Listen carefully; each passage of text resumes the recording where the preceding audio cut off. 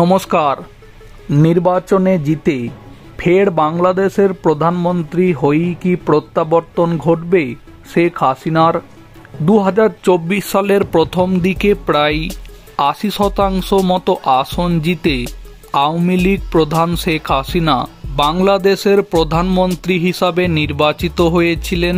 এরপরই 2024 সালের জুলাই মাসে বাংলাদেশের ছাত্রছাত্রীরা কোটা তুলে দিতে হবে বলে যে ছাত্র আন্দোলন শুরু করেছিল, পরবর্তীতে সেই আন্দোলন এমন পর্যায়ে পৌঁছায় শেখ হাসিনাকে বাংলাদেশের প্রধানমন্ত্রী পদ থেকে ইস্তফা দিয়ে ভারতবর্ষে চলে আসতে হয়। এখন এই ঘটনার পরে বাংলাদেশের ছাত্রছাত্রীদেরকে ছাত্র আন্দোলনের নাম করে পেছন থেকে জামাত, উগ্র মৌলবাদী, বিএনপি সহ বাংলাদেশের কট্টরপন্থী মুসলিম সম্প্রদায়ের নেতারা যে উস্কে ছিল সেটা যেমন প্রমাণ হয়েছে, একই সাথে বাংলাদেশ থেকে শেখ হাসিনা চলে আসার পরে বাংলাদেশে সংখ্যালঘু হিন্দু সম্প্রদায়ের জনগণদের ওপর যেমন অত্যাচার নেমে এসেছে, একই সাথে বাংলাদেশের মুসলিম সম্প্রদায়ের জনগণও বাদ পড়েনি।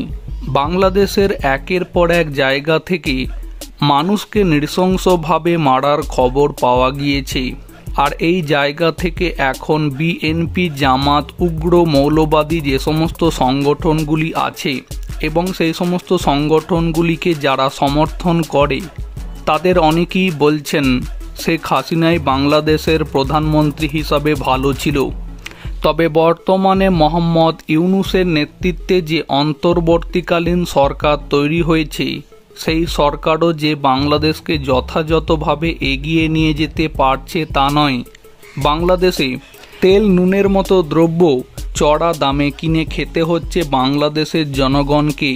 এমনকি 2-1 দিন আগে ডিমও বাংলাদেশের জনগণকে প্রায় 15 থেকে 20 টাকা দামে কিনে খেতে হচ্ছিল। এই জায়গা থেকে এখন অনেকে আবার চাইছেন যে বাংলাদেশে আবারও নতুন করে নির্বাচন হোক এবং সেই নির্বাচনে শেখ হাসিনা অংশগ্রহণ করুক।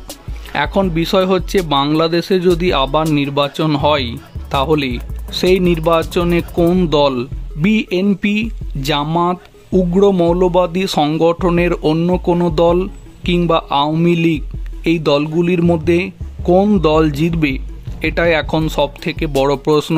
তবে বাংলাদেশের জনগণকে এই বিষয়ে যেটুকু প্রশ্ন করা হয়েছে তাতে বাংলাদেশে যদি আবারও নতুন করে ফের ভোট হয় তাহলে আওয়ামী লীগ প্রধান শেখ হাসিনার দলই আবারও জিতবে এবং ফের বাংলাদেশের প্রধানমন্ত্রীর মসনদে বসবেন বলেই দাবি করছেন বাংলাদেশের সাধারণ জনগণের মধ্য থেকে অনেকেই।